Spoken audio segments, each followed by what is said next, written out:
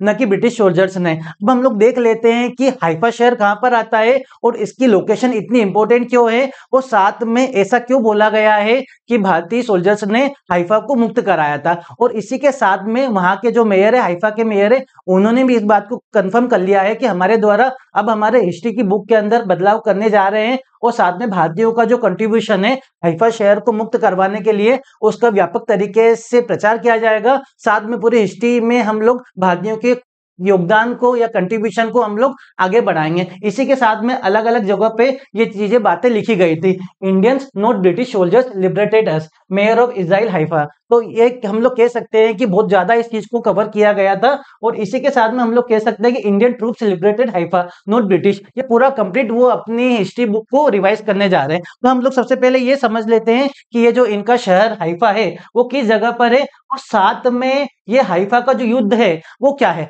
आप लोगों ने पानीपत के युद्ध के बारे में सुना होगा, प्रथम स्वतंत्रता संग्राम, और साथ में हम लोग कह सकते हैं 1947 की आजादी की लड़ाई के बारे में सुना होगा।